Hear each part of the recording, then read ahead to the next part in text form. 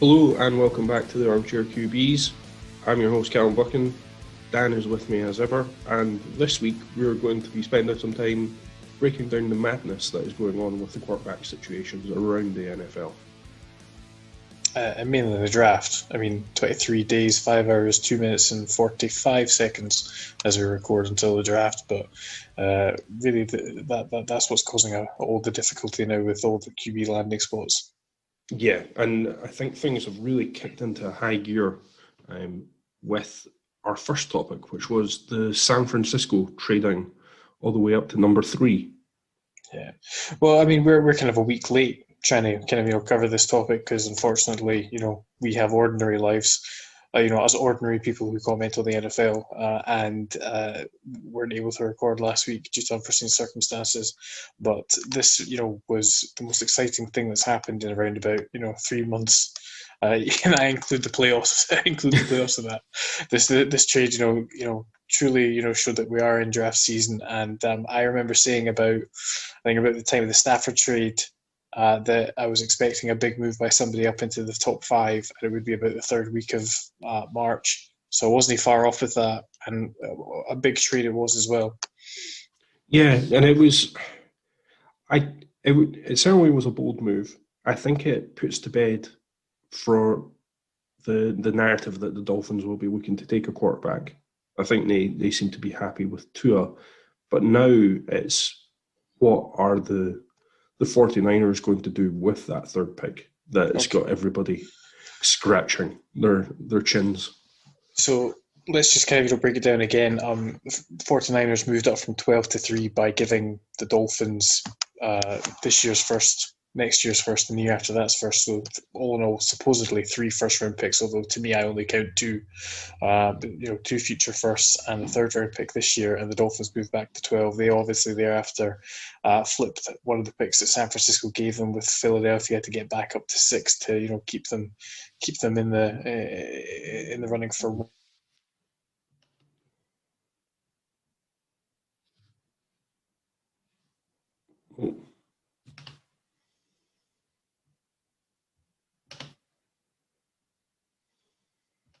Kind of discussion about there's a connection now between that front office and the people now in charge of the Jets, and so they must know something, and so they must have realised that to get up you to... go back there because I just lost internet connection, so you went dark for a second. So obviously there's a connection between San Francisco and who's running the Jets organization now in the form of Salah, and they must know that it's definitely going to be Zach Wilson, which we'll get onto why that's perhaps a questionable decision in principle. But they must know that to get a quarterback that they want, they're going to have to get up as high as 3. It's not going to be a case that they can just let the Dolphins, Atlanta, and maybe trickle down into kind of 6 or 7. So they had to make a rather large jump up there, and I just did not think they were that desperate. Did you? I thought that they could have quite happily sat around about 12 and maybe kind of jumped 4 or 5 spots, but they obviously were worried that Denver, Carolina, potentially even Detroit, and they might get leapfrogged themselves. That there's just too many quarterbacks that they seem to be clamoring over that will go in the top 10, and they weren't in the top 10, and they had to go all the way up to 3. Yeah, I think there were just too many quarterback needy teams, and what doesn't make sense to me is if they're climbing up to get Fields or Wilson, this move makes sense. If it's for Mac Jones, I do not understand this move at all. Yeah, and I think really it depends who you're talking to and who they will discuss as to who San Francisco's gone up so far, because there's been, you got to remember that every single week in the run-up to the draft in April and late March is lying season. Everybody is lying to everybody. It's just a fact. Nobody comes out and says we're taking this player, and then lo and behold, it turns out to be that player, unless you are the team with the number 1 pick. And even then, they never tell you who they're taking to keep all options open. So this is, if you speak to NFL Network, they think that it's Trey Lance. If you listen to PFF, they can't see it being anybody other than Fields. But if you speak to Chris Sims, who's a good friend of Kyle Shanahan, it's nobody else but Mac Jones. And then Shanahan, who goes to no one's pro day, all of a sudden pops up at Mac Jones's pro day, and everyone was going mental over that. But true enough, just because they didn't go to the scheduled one, they are due to go and have a private workout with Justin Fields up in Columbus. So I think that kind of douses a little bit on that. To me, you move up there for Mac Jones, and with the amount of picks that you give up, it can only be a quarterback. If you're thinking linearly, if you're thinking just straight line, you've given up all these picks to get into the top 5. You're going to take one of the top quarterbacks. To me, it can only be for Fields. If you know that Wilson's going to, and of course Lawrence goes for number 1. This is the thing that we're taking for granted the whole way through, that Lawrence goes number 1 and that Wilson goes 2. I think you can't move all that capital and move all that way up for Mac Jones or Trey Lance, in my opinion. Yeah, I absolutely agree. I think Trey Lance is a project. I still rate Trey Lance higher than Mac Jones. I think if Trey Lance is the 4th quarterback off the board, I've got no issue with that. But if it's, I just can't see this Mac Jones one. But it was really interesting because Todd McShay was on ESPN, and he was talking about what his projection is versus who he actually thinks is the most talented. And he had Mac Jones going at number 3. And he was like, he had Justin Fields dropping all the way to number 11 to the Patriots, which I really struggle to see that happening. Yeah, I mean, I think what's becoming more and more clear is that it's not what should happen. It's just the premium that people will pay for a potential franchise quarterback. Now, you say that the Dolphins are out of it. I don't think so. I think they've only moved back 3 spots, and who knows who's going to be available there. Are you trying to tell me that if Justin Fields was available, they wouldn't have to have a hard think about drafting Fields and maybe shipping Tua off for a 2nd-round pick or something like that? I mean, that's yeah. I do 100%. I think if Fields, let's say Fields or Lawrence, I doubt Lawrence ever would get past 2. But if Lawrence dropped to 6, you would have to take Lawrence. And I think it's the same. It's the same for Fields. I'm not willing to live in a universe where that's happened, Calum. We can have we can break all the PFF mock draft simulators all we want, but I'm not living in a world where I'll discuss it if it happens, but I'm not going to even speculate. Yeah, but I'm just saying, if Fields drops to 6, I think you have to take him if you're the Dolphins. Yeah, or I mean, I think Carolina start panicking if Fields drops to 6. Quite frankly, I think they start kicking themselves. Yeah, because they've made a move. I think they've come to peace with the idea that they're not going to be there. So I mean, we'll talk about that in a second. But San Francisco moved up. I would love the chaos if it wasn't for a quarterback. I've also speculated that actually they control the whole draft just now.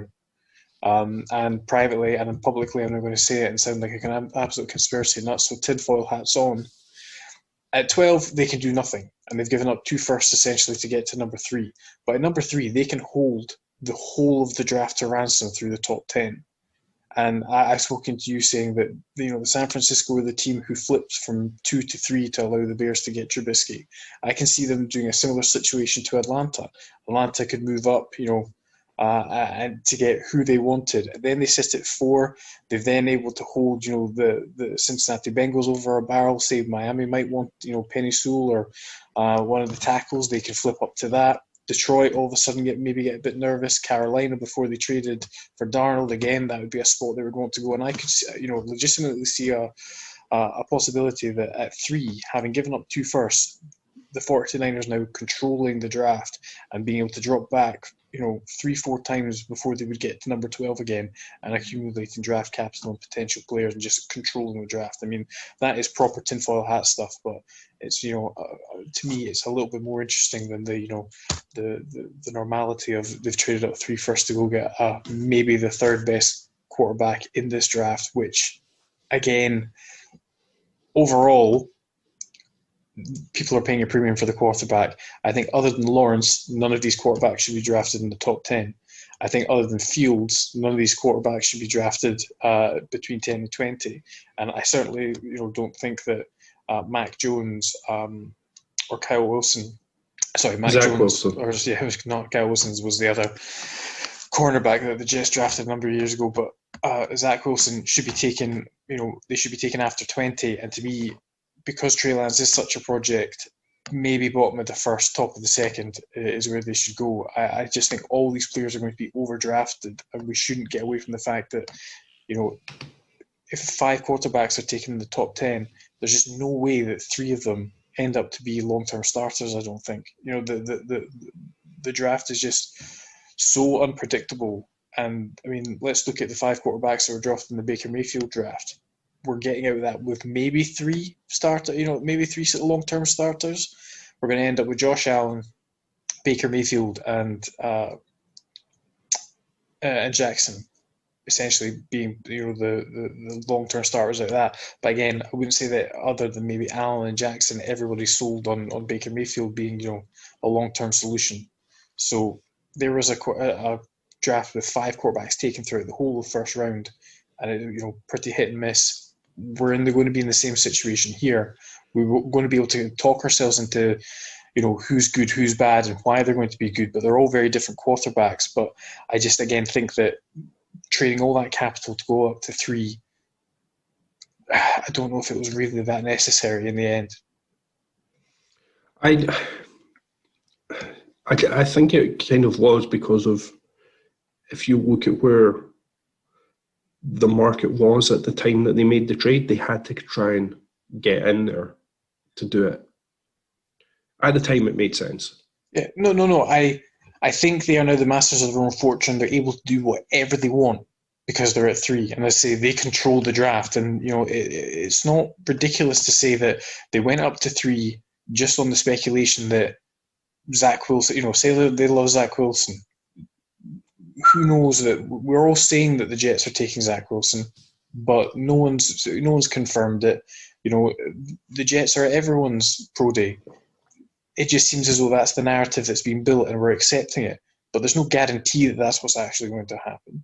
We are presuming they're going to take a quarterback, but who says it is Zach Wilson? So we then get to 3, they would have the choice of whoever was left, and if they love Zach Wilson, then they could take himself. But they had to get to, I think, 3 to have the ability to do whatever they wanted, and not just sit back at 12 and then on draft day try and make a trade within that 10-minute period. They had to do it well in advance, and they did that.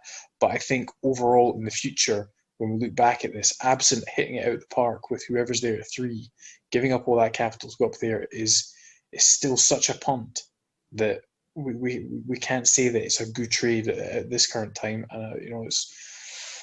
It's very difficult to kind of justify it. To me, if they dropped back a couple spots and then maybe got the player that they wanted all along around about 6, 7, 8, and they'd accumulated 3, 4 picks back, and the player that they got, great. But I just don't think that was going to happen if they stayed at 12. No, I think 12 they were out the running, and I think the Dolphins just wanted to move back. I don't think they wanted to be. They wanted to remove being forced to take a quarterback. I think. I think they want to ride it. I think they know that this isn't a great quarterback class, absent Lawrence and Fields. Yeah, because I mean, you have to remember that preseason draft talk was all about Lawrence and Fields, and that was fair enough. Big time schools, all that's all that was identified, and that was fine. And then all of a sudden, it's basically there's no college football season, and everyone's desperate for a talking point, and they all start talking about Zach Wilson in the Mountain West. He didn't run it his pro day. I'm not surprised. If you watch actually his highlights, if you watch some of the game film, he's not a fast runner. Yeah, okay, they utilised him in QB, run packages, but it's the Mountain West, and he's getting caught by Mountain West defenders. I don't think he would run a good time. They made a crappy excuse that he didn't run because of a hamstring. I'm not buying it. It's Mountain West competition. I get the fact that he's got a really nice arm. It's great. He drops the ball in some really, really nice, really, really nice throws. But overall, it wasn't happening the year before, It's a breakout season. I appreciate he was a bit injured. It's a breakout season in a down COVID year when there was very little football to focus on, and everybody's clamouring for it. And it was, it's a little bit similar to the Trey Lance. People are desperate to find that diamond in the rough, that person that no one else was talking about, and force a certain narrative. So I like his arm. I'm there with the arm, but for everything else about Zach Wilson, I don't believe he should be taken number 2 overall. I don't think it either. I mean, he's only 6'2" as well. He's not like a big lad. Breeze was just 6 foot barely, and Kyler Murray's 5'10". We're not we're kind of getting away from saying that height is a definitive trait that you have to tick off, but 6'2" is perfectly serviceable as an NFL quarterback. But I just think that this is too much of a forced position, because yes, he makes wild throws and it's all fine, but we have to look at where it was. I'm terrible from perhaps maybe kind of scouting the helmet rather than the actual tape, but still looking at the actual tape and seeing these supposedly great athletic plays, he's still getting caught from behind. And I just don't think that if you're trying to say what these types of quarterbacks are, Zach Wilson is not a dual threat quarterback to me.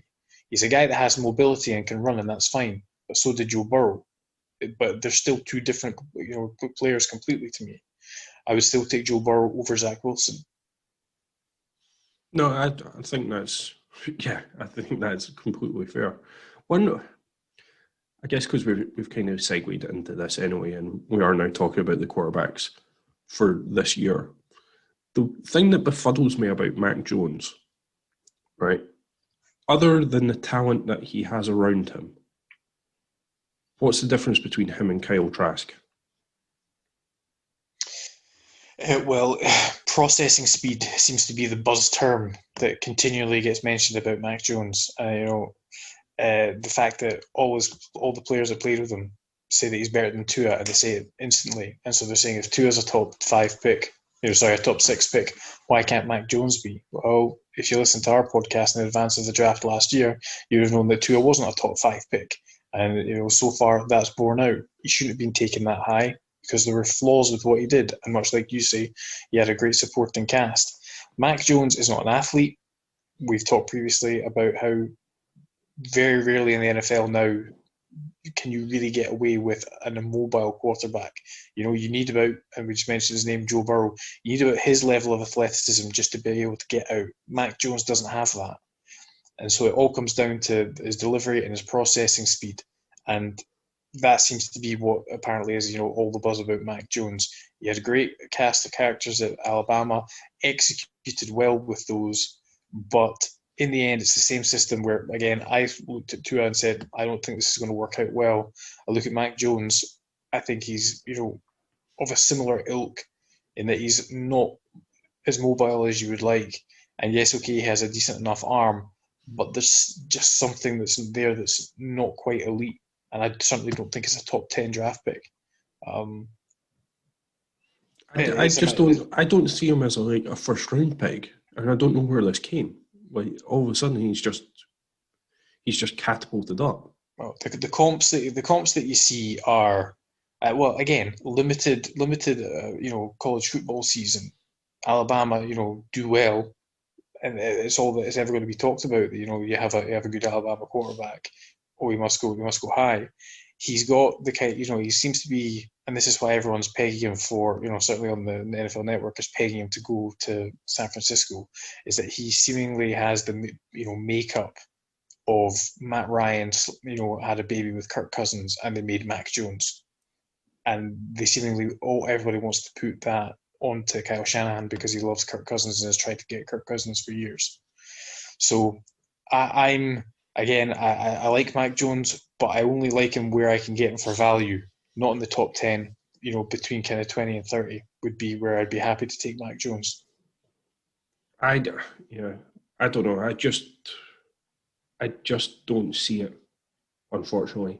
I think he's, like you say, the lack of mobility is a big issue once you get to the NFL level now.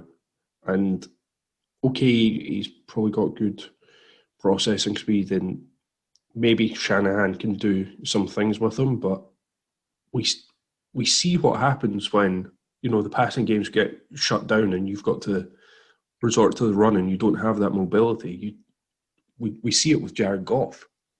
Now, I'm not saying that Mac Jones is at the same level as Goff in terms of a passer. I think he's maybe a little bit better, but it's hard to tell because the talent around him at Alabama is so good. It's easy to process that a guy is wide open. Yeah.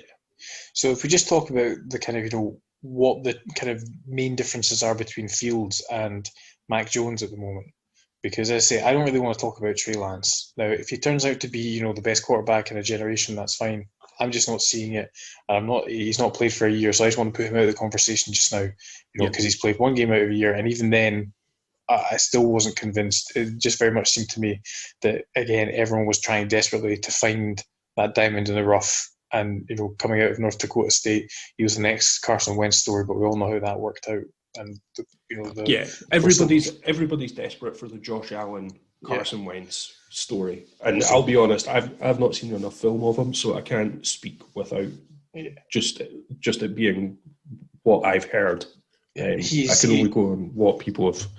Well, I can only really talk about the guys that I've actually watched. Yeah, well, he's a specimen with tools, but to me, he's nowhere near first-round material or, pro-ready, whatever the fuck that means, for what you're having. I would not want to kind of draft him and think, especially the way that young, players get thrown into the fire nowadays. I would not want to draft him top 10, and then have him sit for a year. It's just not the way that the NFL works anymore. He needs a year, possibly even more than that. And so I think, I just want to put him out of the conversation just now, because wherever he goes, that's fine. It'll be interesting to see where he goes. But again, picking a quarterback, I was like, well, I'm not taking two in the first round last year. I'm definitely not taking Trey Lance in the first round this year. So I just want to put him out of the conversation. So then we've got, well, what's the real difference between Mac Jones and Justin Fields? Well, it really comes down to the two different types of offenses that they played in. The big knock on Fields is that they're saying that he takes too long to process matters and and that causes him a difficulty, i.e. he's, PFF marks how long it takes for a quarterback to get rid of a ball against the blitz, against not, and for against the blitz he holds on to the ball the longest out of all the top quarterbacks, and when he's not being blitzed, he gets the ball out quicker, and so there's a disparity between that.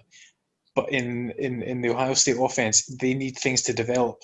They do a lot of kind of intermediate to long concepts which take a little bit of time to develop. Whereas in the Alabama offense, it's just all the majority of it's RPOs now, and so it's all about getting the ball out quickly. And so that's what Mac Jones benefits from. But at the same time, very clever kid, sat behind everyone for 4 years. Got 1 year of production, did well enough, and it's there. So that's probably your knock on him as well, isn't it? Well, the 1 year of production, you don't like that. No, I guess it's something that you have to get used to now with the way the college system kind of works. It does seem that most guys only do play 1 year and then declare for the draft. But I just don't like it. I like to see a proper body of work so that I can fully understand what I'm getting. Yeah. So, that's really the kind of, the current differences, because, arm talent-wise, I would take Justin Fields. Athleticism-wise, I would take Justin Fields. So then you've got, are they smart enough to be able to actually execute an NFL offense? And the most recent, issue with Ohio State quarterbacks going into the NFL is obviously Dwayne Haskins, moving from that Ohio State very much college system into an NFL system and not being able to do it. I think you've got to differentiate who these two people are. I don't think Justin Fields is the same as Dwayne Haskins. And we've got to remember that all these colleges talk, great about the kids when they come out and say, oh yeah, he'll be fine, he's a leader, he works really, really well, he set all the records, Haskins, all this kind of stuff. I just don't think that I don't think that Justin Fields is the same person as Dwayne Haskins. I don't think you'll have the same problems with Justin Fields as you do with Dwayne Haskins. So that's one of these things where in a kind of pandemic world where you're doing all these kind of interviews over Zoom, do you get a good enough feel for who Justin Fields is as a person? And then, of course, we've had Dan Orlovsky passing on anonymous source quote scouts. We've been Dan Orlovsky passing on anonymous scouts reports saying that very much, he's the last one in, first one out, not a hard worker, all this kind of stuff, and he got absolutely rebuffed for it. And then all the the PR machine for Justin Fields started, and got out saying that's absolutely not true. Spoken to Ohio State coaches, it's not true. So that was absolute bullshit, because just the big knock on him that Orlovsky rightly got called out on is that they don't know if he loves football, whereas Justin Fields was the one that was on the table demanding that the Big Ten come back and have a season. Yeah, it's the discrepancy between that. So I say personally, again, from what we're reading, I don't get the kind of Dwayne Haskins vibes from him. I think he is a better worker, better personality to be bringing to your football operation than Dwayne Haskins was. So again, I'm just more positive about Fields over Mac Jones and Zach Wilson. So to me, he's the number 2. He should be the number 2 quarterback taken, but I don't think he is. To be fair, there is, and if we go back to his Georgia days, the knock on him there and on why he didn't beat out Jake Fromm, who he was a better athlete than, a better passer. Just if you look at quarterback, he was considered a much better quarterback than Jake Fromm. The knock on him was that he just didn't pick up the playbook quickly enough. And that was what held him back. So maybe the Ohio State playbook is pretty simple, and that might be a learning curve for him. But like you say, I think he's a completely different person to Dwayne Haskins. I don't think you're going to have the same type of issues or maturity issues with Fields that you have with Haskins. There might be a development issue in terms of how quickly he picks up the playbook and how you go about implementing it, but that just puts the onus on the coach to be smart about how he does this. Yeah, I mean, maybe that's why we've got San Francisco, understanding that after 1 and 2, or maybe even 1, whoever's there, this is why they haven't gotten rid of Jimmy G immediately, a la the Jets or whatever. Maybe this is why they're holding on to him, willing to maybe keep him, because they think that whoever they get at that point, whether it be, and again, I'm going to say Wilson, but everyone else seems not, whether they get Wilson, Fields, Jones, they will have to maybe sit for a year. They want a bit of security to be able to say, we'll bring him into training camp, and then if this guy isn't up to speed, then we can always stick with a veteran, for the next year, and then punt him off. So it's questionable to know what San Francisco are doing themselves for that reason, but it makes sense to hold on to your veteran quarterback despite having traded up to number 3 if you feel as though these guys are not going to hit the ground running. And Justin Herbert was perhaps maybe a slight anomaly in that sense, because nobody, I think, really thought that he was going to hit the ground running, but then circumstances changed and all of a sudden he has to go in because a physician punctures Taylor's lung, and lo and behold, we've got a new star of the NFL. So it's one of these things where obviously we have no idea how any of these players are going to work out, but on who we would like, who we would want, who we would take a chance on, it's really kind of which player you prefer, because they're all so different this year. For the top 5, I don't really think there's any 2 which are all that comparable. Maybe No, I'm just going to say they're all really kind of, quite different in their own way, other than saying that Lawrence is the complete package. There's knocks on every single one of them. And again, I would not be happy taking any of them in the top 10 other than Lawrence. No, I think that's fair. I think they all have significant flaws, and it's just a weird year that this is where we are. We did have a trade this week. We had poor old Sam Darnold going from the Jets to the Carolina Panthers. What did you make of this? I'm kind of going back and forward. I like it for. When I initially heard it, I liked it basically because Carolina have been in the quarterback market heavily.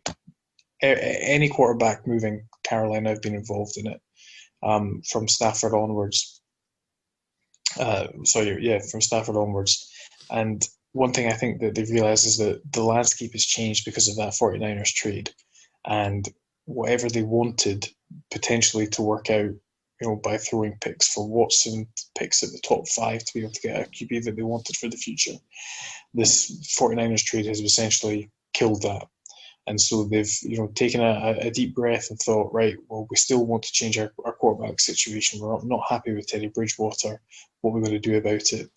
And they've gone out and they've get a guy who's 23, has been in a terrible coaching situation, has just had not a good time of it, has the skills to be a first round pick.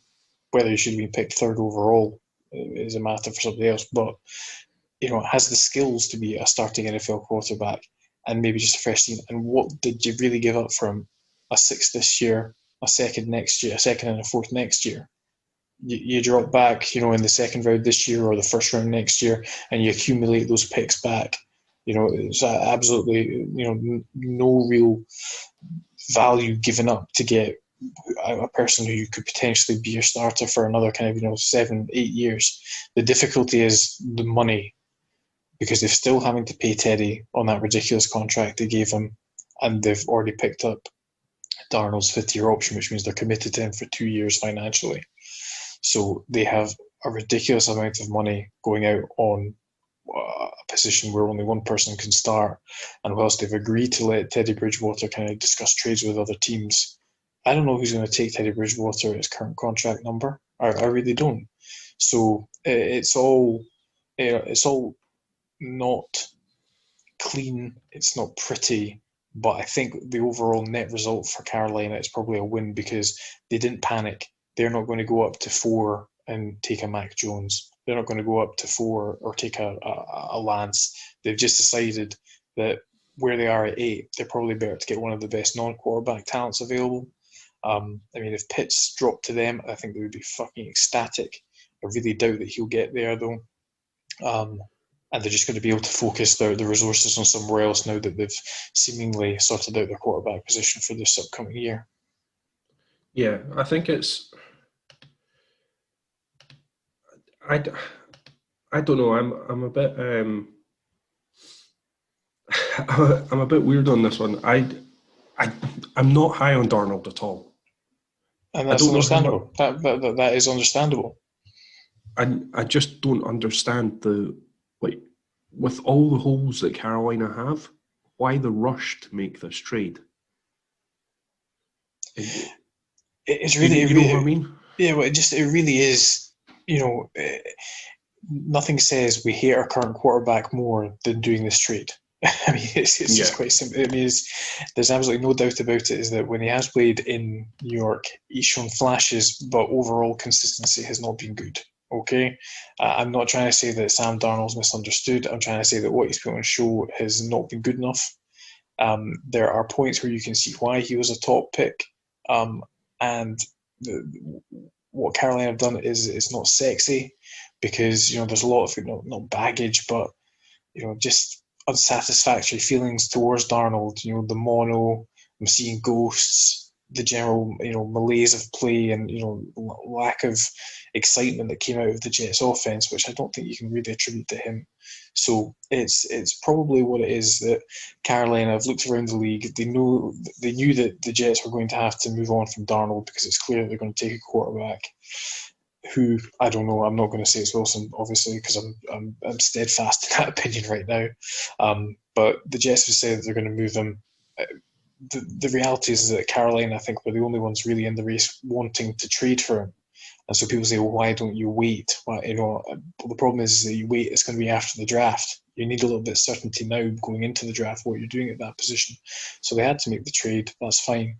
But it just means that they now know what they're doing going forward for the quarterback position, which means they can work everything else out. And I like that from the fact is that they didn't panic and give somebody, didn't go and give 2 firsts to San Francisco for Jimmy G. Then try and give three ones to Seattle for Wilson, because even then that wouldn't be enough; it'd be pointless. So rather than do that utter desperation panic move and give away all the kind of future capital when you're trying on a rebuild job, trying to build the franchise, from year 2 of this rebuild from Matt Rule, he said, right, okay, we can give up a second round pick, because that's the only really valuable pick in this, in this whole trade, is the second rounder next year, and we'll see what and we'll see what we have for the next 2 years from a first round talent, and we'll take it forward. But it really just screams that they just really hated what Bridgewater did for them last year, and they want to change it up.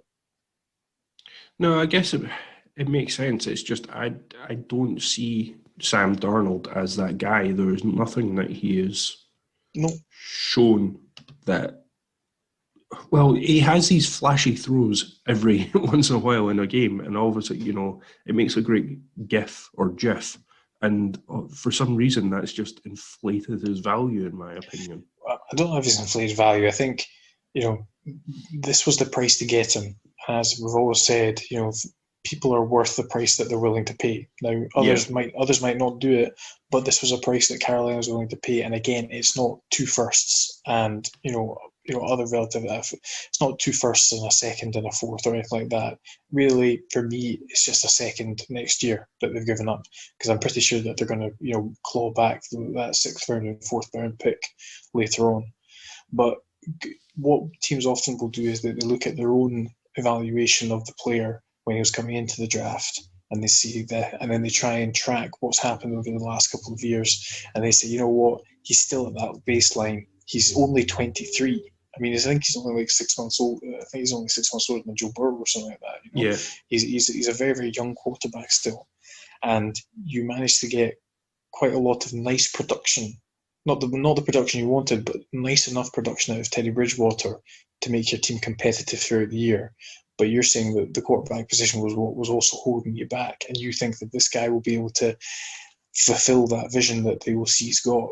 So if Joe Brady has success with Sam Darnold, I mean, that's just going to catapult him off into another job somewhere else, probably the Bengals by that point, given their track record. And meeting up with Burrow again. I think that's probably the long-term prediction for me just now, is that Joe Brady will be the head coach of the Cincinnati Bengals in 2022. But let's have Sam Darnold, an interesting, innovative mind that's come into the league, in Joe Brady, and done relatively well last year. And let's see what he can do with him. But I'm not saying this is great. I'm saying this was just the price that they had to pay for certainty. And it is going to be about what can Joe Brady do with Sam Darnold. And I totally get the kind of the underwhelming nature of it from some quarters, and I can't disagree with that. I think that you're perfectly justified in that vision, but I think that what Carolina did was they didn't panic, and they've made the best situation that they can for this year. And the main problem is the money that they've attributed to Bridgewater and now Darnold. But the cap's a myth according to some people, so we'll see how they work it all out. But Teddy Bridgewater will be the next quarterback on the move, and I don't think anybody who gets him will be all that happy. Yeah, and I suppose on the plus side, if you look at it from the Panthers' point of view, they've still got that pick at 8, and they can move back if they want to. They can see what unfolds. Yeah, I mean, I think New England is a team that's going to look to go up. I think Washington are a team that's going to go up, but to jump from 8 down to 15, 8 down to 19, that's a hell of a drop. So it might be in the first instance that they want to kind of drop to maybe 11 if New York have. I mean, I don't think Gettleman's ever traded up in his life. So I think that's probably out the way. But maybe if the Eagles are still a player there that they didn't expect, the Eagles will jump back up and give back the first round pick that they took from Miami, something like that. But I think a lot of because there's a very kind of small tier of really, really top echelon talent at non-quarterback positions. 2 tackles, Pitts, Chase, a couple more wide receivers. I think that top 10, there's going to be teams that are going to go, you know what, I don't care about the rest of the draft this year. I'll give up 2 picks this year and a pick next year just to get into that top 10 to get the player that we want. So I think there'll be a lot of movement after the Bengals at 5. I think there's going to be a lot of movement in that kind of 5 to 10 range of, perhaps Carolina and Denver both realizing that they can either get the quarterback that they want later in the draft, or just, accepting that they're not going to get the top 3 quarterbacks.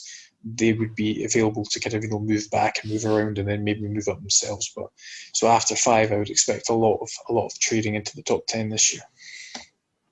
No, that makes sense. I do think it is a bit of a special draft when it comes to the skill positions. Like you say, the wide receivers are pretty good, although it does seem like we say that every year. Like, this is the best crop of wide receivers we've ever had. It's just recency bias. It's just back to back. I mean, but even last year, the people in the know were saying, as much as we like this year's class, next year's might be even better. They were saying that 18 months ago, to be fair to them. So they weren't wrong. But I'm sure we'll come on to wide receivers in another pod. Okay. Is there anything else that you would like to touch on this evening? Just no, not today. That was pretty much it. Just kind of the way things have moved in the QB carousel and the dominoes falling. But it's a shame we didn't get to talk about it last week when it was all kind of fresh in our mind. But thankfully, supposed to a certain extent, we held off for a week and we've had this Sam Darnold development, which again means that's another door closed. So I think, as I say, I think if the quarterbacks do go 1, 2, 3. It's going to be a free for all for quarterback needy teams that really want a quarterback. We don't think that that's Carolina anymore.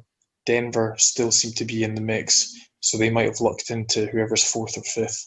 But then New England were supposedly really high on Mac Jones for whatever reason, and Washington also quite like Trey Lance apparently. So I still think that there's a potential for 5 quarterbacks in the top 10. I just from my heart of hearts, I don't think that's what should happen. But I can understand that it's a totally quarterback-driven league. Let's get all the cliches out of the way. And if you believe that there's a franchise quarterback there, whether he has to sit for maybe a year or 2 just to get up to speed, they can go get him if he's in range and they don't have to give up too much. But after the quarterbacks go 1, 2, 3. I'm more interested where all the skill positions start laying, and I think we'll get Dave Orr back and we'll maybe kind of go through a similar process that we did last year and maybe do an alternate mock draft. What'd you say? Yeah, let's do that. We'll pencil that in. So you have that to look forward to, listeners, sometime in the next couple of weeks. But that wraps up for us. We have gotten off this spinning QB carousel, even though it's still in motion. We still need to see what's going to happen with Teddy Bridgewater now, Jimmy Garoppolo. Oh, so much excitement. I know you're all on the edge of your seat waiting for those two to move on. But we will be back next week, hopefully. And follow us on Instagram, Facebook, and Twitter. And thank you very much for listening. Goodbye.